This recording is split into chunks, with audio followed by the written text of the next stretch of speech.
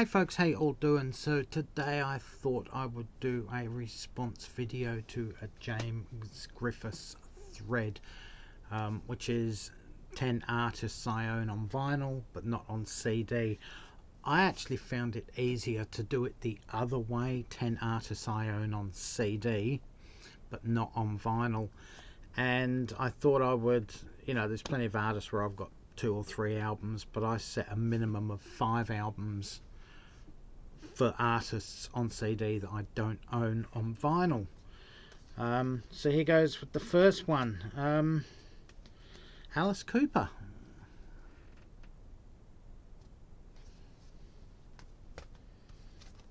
I own 10 plus a compilation on compact discs, but I do not own anything by Alice Cooper on vinyl. Lynn owns 1 or 2, I think she owns Welcome to My Nightmare and maybe another one, but I could be wrong.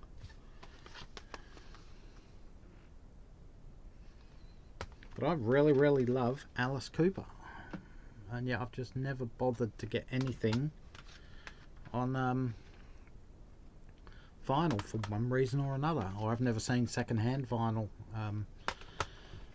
either. So that's artist number 1. I'll just put all these away before I forget where they go and who's got what. And there's Alice Cooper. Have another artist here. There's a CD missing at the moment. It's somewhere in my pile, but I can't find it. But it's the Fleet Foxes and Father John Misty. Father John Misty was the drummer, I believe, when the Fleet Foxes started, and sung on quite a few of their early songs as well. But I have all 5 or 6 of his solo albums, plus the 2 Fleet Foxes albums that he appeared on before he left the band. His stuff is very multi-layered. Sort of, let's go with Beach Boys for example, lots of multi-layered vocals, or even Enya for that reason, that comparison as well. Lots of multi-layered vocals. The music is often really crisp, it's sharp, it's very precise, it's crystal clear.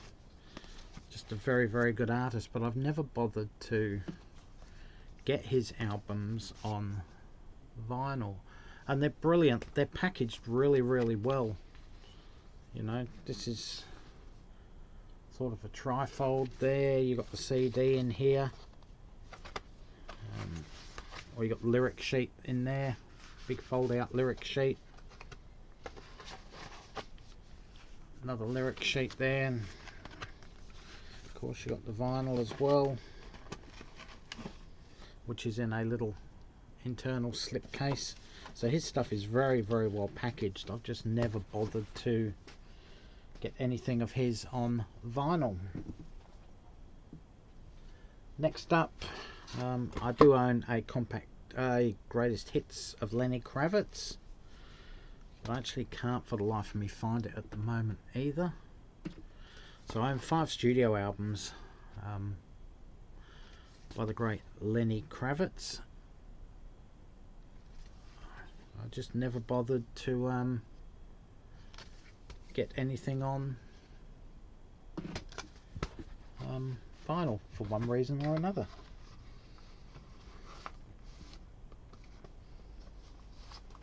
There's another artist. I own all of their albums on compact disc, but nothing on vinyl. Guns N' Roses, and I can't for the life of me find Appetite for Destruction. It must be in another pile somewhere, because we had it in the car when we went away. We always take that one away as good driving music, but I can't for the life of me find that. But yeah, Guns N' Roses. Well, to be fair, I used to love Guns N' Roses. The last time I heard any of these albums, I'd gone off them, to be honest with you. And in fact, Appetite for Destruction didn't have the same impact it did previously neither. But yeah, Guns N' Roses. What are we going to go with next? We'll go with this one. I own all the albums. I'm a huge fan of the Gallagher brothers. I do own 2 or 3 of Liam's albums on vinyl, all the BDI albums on CD, Noel Gallagher's High Flying Birds, I think I've got one of them on vinyl, the rest on CD. But Oasis, I do not own anything by Oasis on vinyl, yet I own all of their studio albums.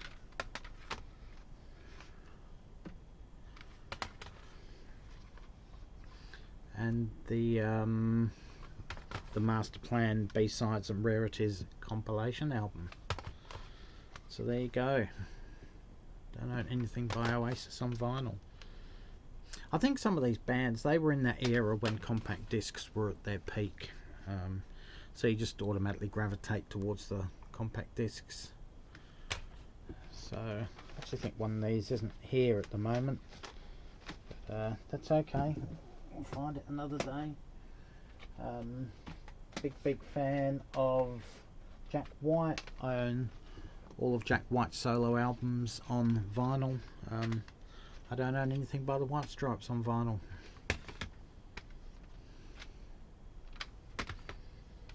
Again, there's one that I'm not going to show here.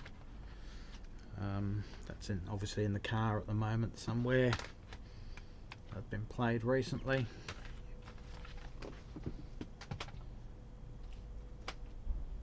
I can only show you 4 of this band, but I do own all of their studio albums. Hilltop Hoods, they are an Australian hip-hop band group. They don't have all that foul language that the American hip-hop rap bands do. Their subject matter is very Australian as well. None of this gangster crap that you get with all the American bands. So they haven't tried to emulate the American bands and copy off them. They've actually got their own sound and style, which is really good.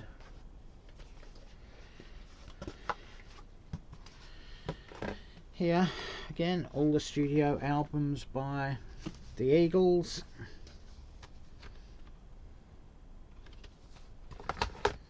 On compact disc. I used to own the Long Run back in around 1980. I actually bought that somewhere along the line. I don't have it now. I may have swapped it with a friend back in the day, because we used to do that when we were at school. They bought an album they didn't like, I bought an album I didn't like, we would generally swap. But yeah, all the albums by the Eagles. I love the Eagles, think they're a fabulous band. And yeah, don't own anything on vinyl.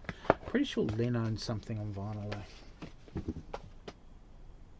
The second last group, I own 6 studio albums by Metallica on compact disc. 7 actually, because I've got the 72 Seasons one somewhere, which was the one they released, was it last year or the year before? That should be up there somewhere on that pile up there. So that would be 7 then. So yeah, just own, it's crazy, some artists. But then again, Metallica vinyl is so expensive here in Australia. You're paying $110 to $130 when they release their vinyls. And they do sell, they're one of them bands that just sell for top dollar every time, but I just can't justify $120, $130 for vinyl when you can get an album for $24, you know what I mean? So, and finally, last but not least, literally one of my favourite bands of all time, one of my favourite solo artists of all time as well. I do own a John Fogerty album on vinyl, solo album, and I own all his studio albums on CD, but I don't own anything by Creedence Clearwater Revival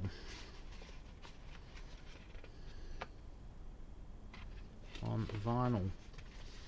I own a couple of compilations and a live album on CD as well, but I'm not going to bother showing those. So yeah, I think it's funny, not only with owning on CD but not on vinyl, but what James Griffiths was showing with artists on vinyl but not on CD. And I think Richard McCook's done a video as well. So yeah, really strange. So there you go, James. That's a reverse alternate universe video to what you did. 10 artists I love or loved that I own on compact disc but have never owned on vinyl or don't own on vinyl. Anyway guys, let me know what you think of any of these artists in the comments section below. Till next time, stay safe, take care, all for now, catch you around, and bye folks.